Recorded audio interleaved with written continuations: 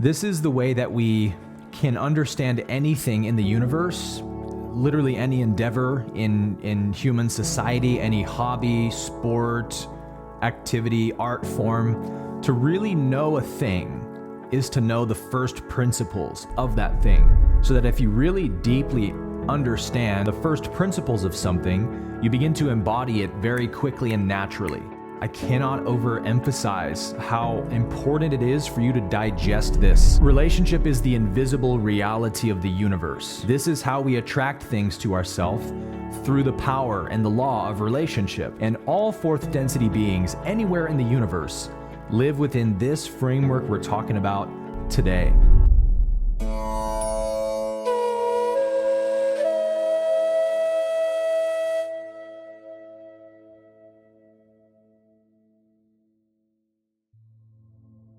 As I said, we want to be focusing in these conversations on the mechanics of fourth density consciousness, the mechanics, the principles, the first principles, let's put it that way, of heart-based consciousness.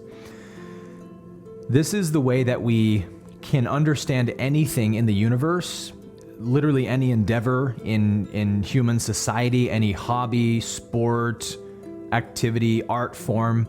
To really know a thing is to know the first principles of that thing.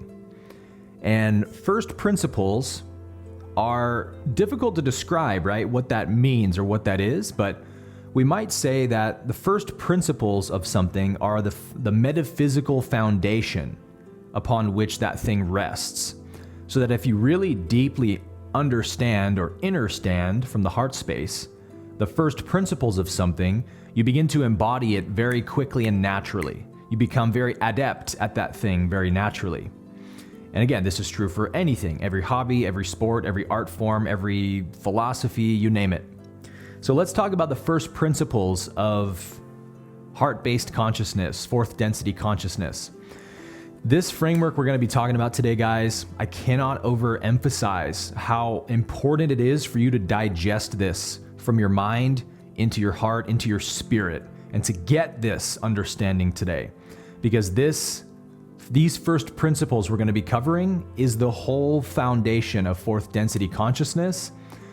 This is, let's say, the inner framework you will live from naturally as a fourth density being, and all fourth density beings anywhere in the universe live within this framework we're talking about today.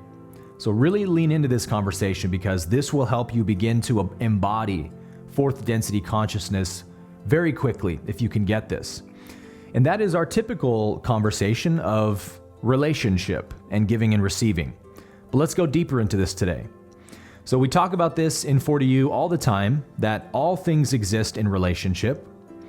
And this is the basis for oneness, right? Oneness does not mean that nothing in the universe is unique or different. Oneness doesn't mean that everything is identical to everything else. It means that everything exists in relationship, right? And since you are first and foremost always in relationship to yourself, then what you think, what you feel, what your state of being is in any moment is how you have relationship to everything, yeah? So if I want to be in loving relationship to life, to anything in my life, I have to first cultivate a loving relationship with myself. Meaning, if I'm abusive towards myself, if I'm hard on myself, if I guilt trip myself, beat myself up, I will take that relationship into every relationship in my life. It'll extrapolate itself out everywhere, yeah?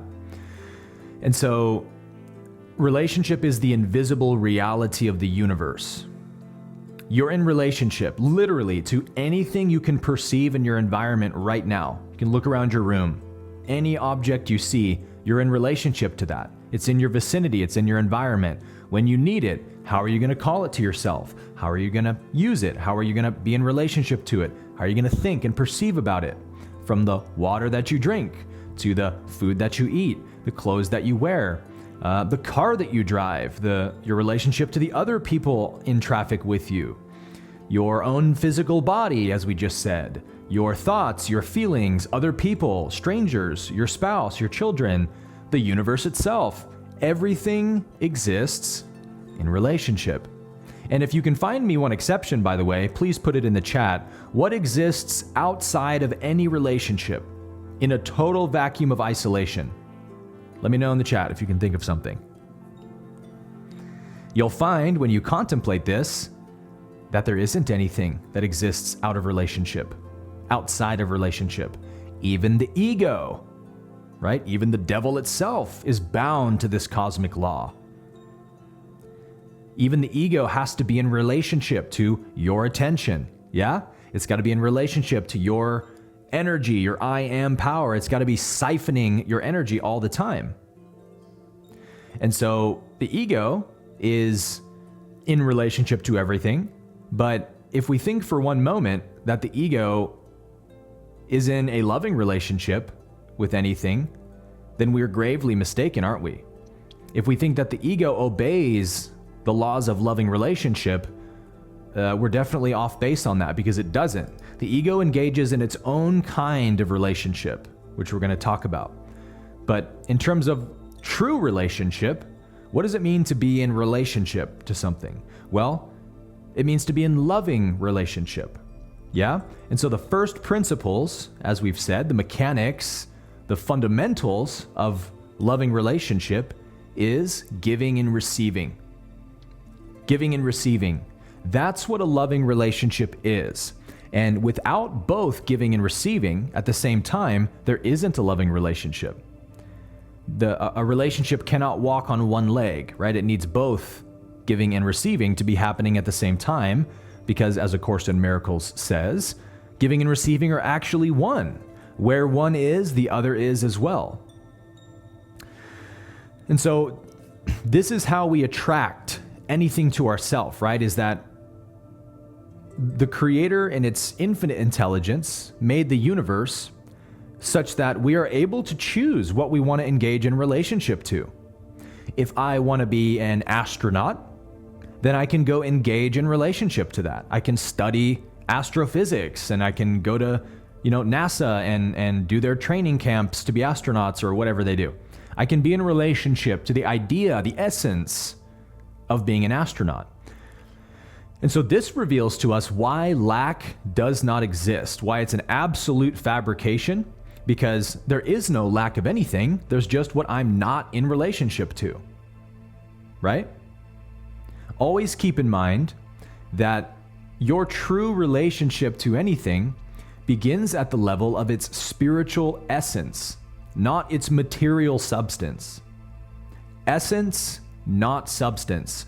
This is how we attract things to ourselves through the power and the law of relationship, is that we have to be in relationship, loving relationship, with the essence of what we desire. And the mistake we make is that we try to be only in relationship to the substance of what we desire, the form, right? The physical money or whatever. And really on the inside, we're in an unloving relationship with the essence of that desire, right? We feel poor inside. We feel unworthy of great sums of wealth. We feel like it's far off and it's out of our reach in some way. And so we're chasing it in the external, but denying it on the internal. Yeah, so the internal is the essence, the external is the substance. So you cannot feel poverty within and expect to manifest wealth without. Simple, yeah? No confusion on this point. You cannot feel poor on the inside and then expect to get rich on the outside. That's an essence-substance mismatch. You have to be in loving relationship to the essence first. And then the substance will have no choice but to make its way into your reality. And so in this example, abundance is the essence of wealth, isn't it? Wealth, money, currency, is just the substance of abundance, not the essence. It represents abundance, yeah? Money is a representation of abundance, not abundance itself. Do you guys understand that difference? Money is the substance of abundance, not the essence of abundance. The essence of abundance is an internal state. The essence of abundance is an internal state. It's a relationship with the essence of what abundance means. So as we contemplate why we feel habitually, subjected to suffering and misery all the time, despite our great aversion to suffering, we come to discover that it only can stem from our relationship to the essence of suffering. I'll say that again. As we contemplate, why am I always suffering all the time? Why do I suffer even though I don't want to suffer? Nobody wants to suffer, and yet everybody does. Why? Because they're out of alignment with the essence. They're in an unloving relationship to their suffering. And so it's an essence-substance mismatch. They want to have a happy life in the external, abundant relationships, abundant finances, happy living, success. They want to flourish, they want to thrive in the 3D. And yet internally, they're in a abusive relationship with their own suffering. They hate it, they despise it, right? And what is the essence of suffering? As we know here, it's the 3 beliefs of the ego. The 3 beliefs of the ego is the essence of all suffering. What you believe about who you are is what causes suffering. And so we try to live happily in the external, while on the inside, we're believing in lack, we have attachments, and we're trying to be in control of life. So there's a mismatch between the essence and the substance. First, clean up the essence, right? Stop being in an abusive, unloving relationship to the ego's beliefs, and instead be in a loving relationship with them, which is to forgive them. Yeah? Forgive the ego's beliefs. Don't buy into them anymore. Stop agreeing with them. Stop letting them take you away and lock you in a dungeon of suffering. Forgive them. Let them be as they are. Step away. Be who you are, right? Love does not impose itself on anybody or anything. Love does not try to change anything.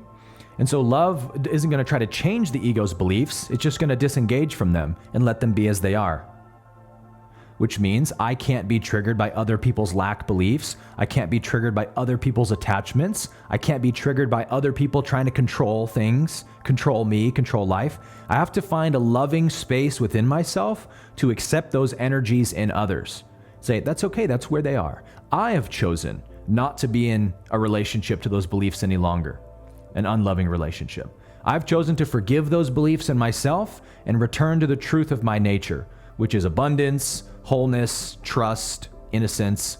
That's who I am, so I'm no longer going to be abusing myself with those beliefs. So that's one example, right, of we can't transcend suffering, the substance of suffering, the emotions, the pain, the terrible circumstances we always attract. We will never transcend those things until we get to the root of what causes them.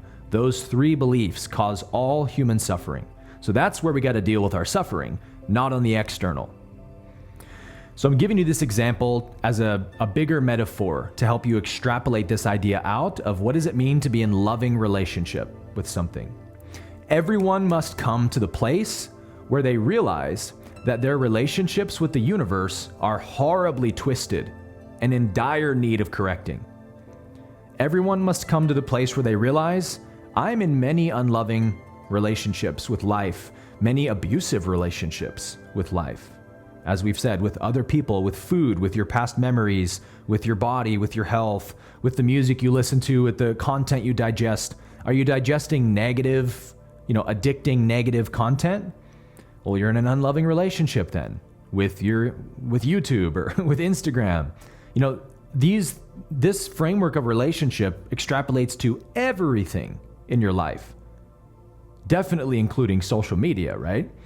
So we all have to come to the place where we recognize this pattern of being in an unloving relationship with things. And we're going to talk about what that is in a second, but staying in this vein for a minute longer, if I want love, then I cannot go chase it in others, right? I can't go chase the substance of love, which is a new romantic partner, a new best friend, a wealthy friend who I can have luxurious experiences with. That'll make me feel good. I'll feel accepted then if I can have a rich friend. There's different ways the ego seeks love in others outside of itself. So if I really want more love in my life, then I must be in relationship to the essence of love. Love itself, yeah? Meaning I myself must become loving. I can't expect to attract love into my life and be a jerk to people and be selfish and use people and withhold love from others. It's a substance essence mismatch. I must be giving what I want to receive. I must give the love I want to receive. I must make it my first priority to give what I desire. Why? Because giving and receiving are one. Yeah, what you give, you will receive. And always with accumulated energy. Meaning the love that you give, all of it, all the love you give will be multiplied back to you. And the universe has an infinite variety of ways that it returns things back to you. It could just be that your loving kindness towards other people is returned back to you in the shape of an elevated frequency. You know? Maybe it doesn't mean you necessarily attract a bunch of more nice people in your life. Maybe it's something a lot better than that. Maybe your frequency rises higher and you feel more bliss during the day. You feel more connected during the day. You feel more gratitude during the day. Why? Because you're just dishing out love and kindness to everybody you encounter. So the universe is the great bookkeeper, right? Karma, the great bookkeeper. It's tallying every single loving action you give. It says, okay, check, check, check. And it gives it back to you in the form of some elevation of your spiritual frequency. You will always receive. You will always increase, let's say, what you give. And so in this framework of loving relationships, we've given this definition many times. If you understand this, that all things exist in relationship, and I am in relationship to everything in my life at every moment, and this is an inescapable fact of my experience. If I get that, then how can I see enlightenment according to that lens? Well, enlightenment would simply be the ability to be in a loving relationship with everything. Everything. You just have practiced loving relationship. And again, the first principles of what a loving relationship means. You've practiced it so much that it's just your default mode. So you don't even know how to be in an unloving relationship to anything. You lead with kindness, you lead with patience, presence, openness, generosity, service, compassion. These are just the energies you've learned to live within because you love them, because they feel good inside. They make you feel abundant inside. And so you've just made a choice that you prefer them over selfishness and greed and bitterness and judgment. That's just not interesting to you anymore. So let's look at the first principles or mechanics of giving and receiving. What does it mean to give in a very loose sense? And let's just talk about our relationship to life itself. Let's just take the biggest, most profound relationship we're all engaged in and understand it as a metaphor that applies to everything else, all the little things, right? We don't need to exhaust all the little things. Let's just say, what does it mean to give to life? Giving to life means giving your best, yeah? Giving life your best effort, your best attitude, your best intentions, your gratitude, your openness. You show up every day in your life with your best effort to be the most loving version of yourself, the most grateful version of yourself, to be present, yeah, to give life your attention, to pay attention to your life. All of those things are what giving means. So giving in this way, and pay attention to this, see if you can really get this. Giving is not an activity or an action. Giving is not a verb in the sense of what we're talking about right now. Giving is a state of being. It's a state of being, yeah? It's a way of being, to be living from a state of giving. Your operating mode is, what can I bless? Who can I bless? How can I give more of what I am? How can I be more authentic? How can I be more kind and loving? True giving is a state, not an activity, meaning you shouldn't have to think about it, like mentally, conceptually. It should be an inner disposition where your energy is moving outwards all the time. And when we've done our lectures on self-mastery, one of the 8 principles of self-mastery, which we're going to get into in upcoming lectures, is that I polarize positively by moving my energy outwards. More expansion of my energy. The wider my energy field grows, the more I'm polarizing positively. That's service to others, yeah? Whereas moving my energy inwards is negative polarization. So I polarize negatively by moving my energy inwards, yeah? Being selfish, being self-seeking, being greedy, being judgmental. Those things move my energy inwards, and so my energy field contracts and shrinks. So as we've said many times here, when we activate the heart chakra, when the green ray energy turns online and Kundalini awakening begins, the green ray energy field, which is up to 5 times have a higher charge than the third density energy field, the solar plexus, my energy field literally expands. So I feel more connected to my environment. I have a deeper level of information being given to me.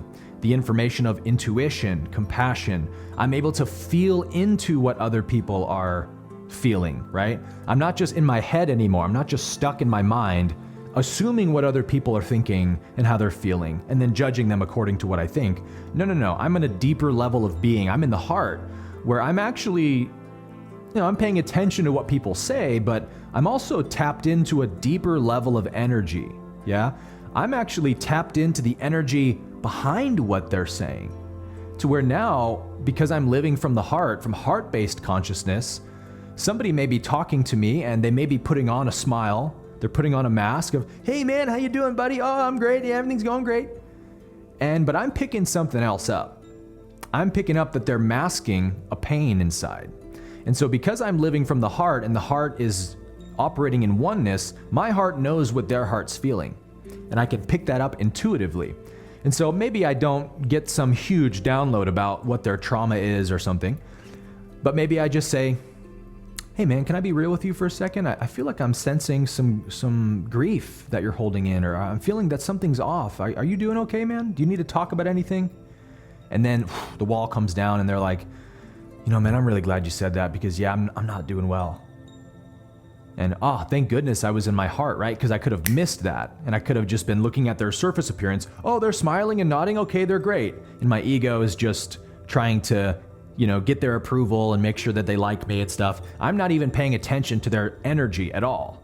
I'm just trying to take from them. So that's one example, right, of the ego's version of relationship is not giving and receiving, as we said. Although the ego is in relationship to everything, it's not in a loving relationship, it's in an unloving relationship. And that unloving relationship is the opposite, right? Because everything ego does is the inversion of truth.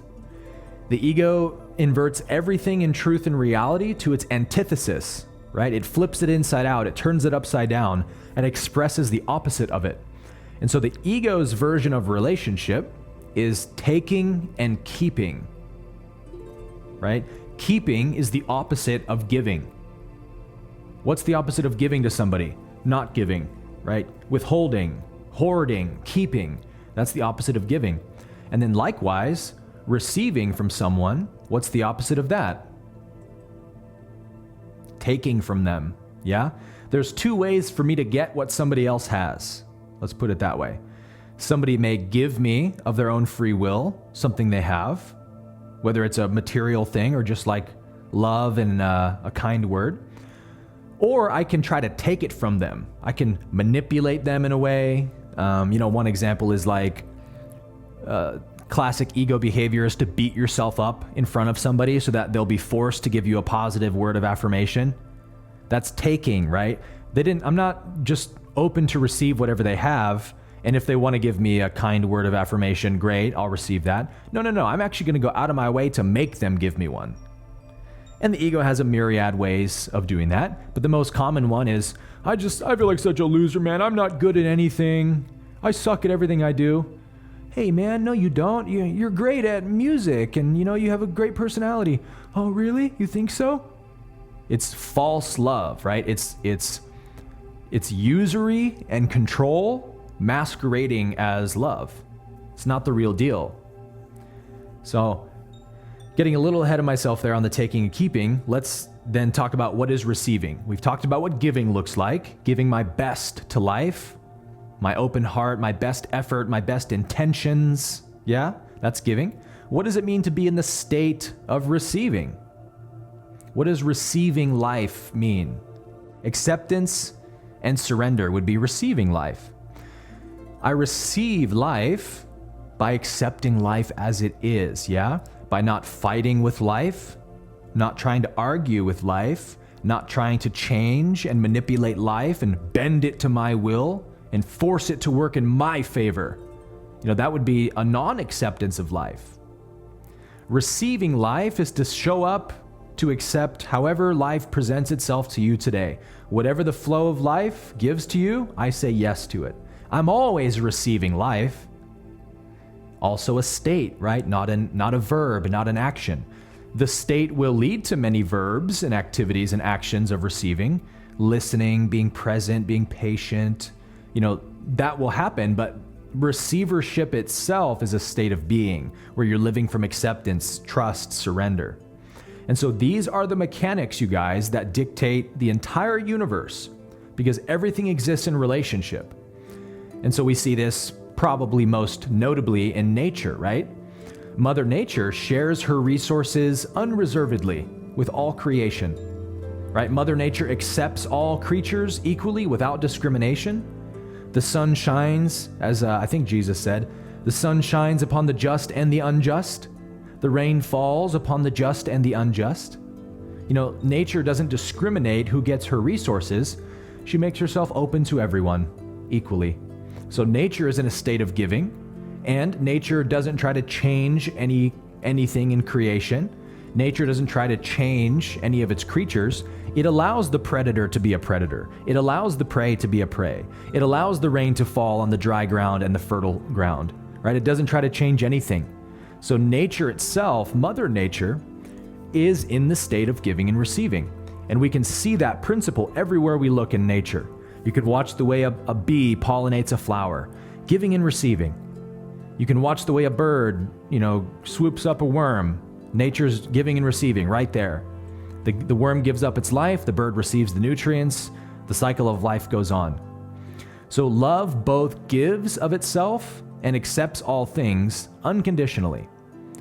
It's like this sacred dance of reciprocity that's going on everywhere in the cosmos. It's where love finds its fullest expression, right? Through the giving and receiving. And again, in giving and receiving, we have a perfect balance of the positive and the negative principles. We have the positive act in terms of the outgoing act of giving, and then we have the negative principle of receiving, or inward moving, taking in, yeah? So we have a perfect balance of positive, negative. But what do we get when we flip loving relationship upside down into taking and keeping? We have negative, negative, right? Taking is a negative action, and withholding is a negative action. So we're keenly aware by now, right, of the ego's penchant for defying divine laws, flipping everything, subverting everything in reality upside down. The ego is inexorably bound to engage in relationship with life, because as we've said, everything has to exist in relationship, including the ego. But the ego simply inverts the true function of relationship, the true essence, into its opposite, into a contradiction of relationship. No one could say taking and keeping is a real relationship. It's a kind of slavery and control. But nevertheless, that's the only type of relationship the ego knows. Attraction and aversion, attachment and resistance, taking and withholding. You see that? Attraction, aversion. Those are the only two relationships the ego can have with anything. And so in this framework, you guys, of using this lens of giving and receiving, loving relationship, versus taking and keeping, we have the perfect blueprint to apply to our entire life to purify any element of our life that doesn't reflect heart-based consciousness. You only have to ask this one question in terms of anything: your job, your work, your boss, the email you're writing, the text message you're sending. If you're ever in doubt, if you're coming from the heart, ask yourself, okay, is there any taking and keeping energy going on here for me? Am I trying to take something from this person or this thing? Or am I trying to withhold something good?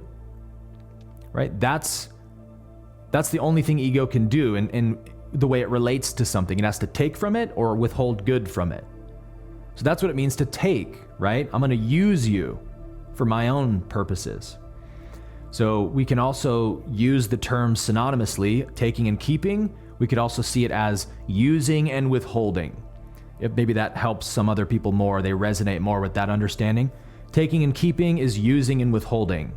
You're using other people, you're using things, you're using a substance to get high and feel good so you can escape your pain, right? And you're withholding good from others. You're withholding your kindness, your love, your acceptance, your patience, your presence. The ego always wants to keep things that thinks are good to itself and not share them. So looking at that same idea with giving and receiving, another framework you could understand it from, giving and receiving means sharing and accepting, as we said. To receive is to accept, and to give is to share, yeah? To share who you are. I only will engage in an unloving relationship with anything because I'm already engaging in that type of unloving relationship with myself. So when it comes to withholding and keeping, that would represent whatever I'm denying from myself within, yeah? If I don't accept love's presence within myself, I'll withhold love from others. I can't afford to give away the tiny morsels of love that I have. You know what I mean? I'm lacking love. I can't afford to give away my love. I'm already, lacking it. So that's my relationship to self outpicturing itself in other relationships. And then likewise, if I'm using other people and taking from them, how am I doing that with myself? Well, this is why I love the health conversation so much, because the taking really shows up heavily in your relationship to your physical body. And that's the example I gave of like drinking alcohol or any drug at all. If I'm using substances to feel some happiness and some relief and some peace or whatever, I'm taking from my body, right? I'm putting toxic substances into my body to try to take pleasure from it. So I'm in a taking relationship from myself. So of course I'm going to do that to other people, because as within, so without. And so an example of this would be when I was working at Google many years ago in the Bay Area. I took a Muay Thai class at my lunch break 3 days a week for a year. And then somebody told me, hey, we have Jiujitsu classes here as well. And, I wanted to learn Jiujitsu as well. So I was like, oh, cool, I'm going to sign up. So I signed up for the Jiujitsu classes, which were once a week. And I go into this Jiujitsu class and, everyone there, they're Google employees. So there's some very fit people at Google, but most of them are kind of like, they're software engineers, right? They're either really scrawny, not very well muscled, not very athletic. They don't work out much. Some of them are very overweight or just out of shape and things like that. So I went in as a personal trainer and had this huge advantage of physical strength and size. And so the teacher would use me for a lot of the examples of different chokes and stuff. And so he had me roll with a guy there who was a software engineer who was like probably 30 or 40 pounds lighter than me. And he was, I think he was a blue belt. He had been in the class for a couple years. And so he was like, all right, I'm going to put you with our best grappler. And then you can learn, with him. And I'm thinking like, all right, I outweigh this guy. I can probably control him pretty easily. And he just wrapped me up like a pretzel, dude. Just did whatever he wanted to me. And I'm like, I can't stop this guy from doing anything. And that's because what? I didn't understand the first principles of jiu-jitsu.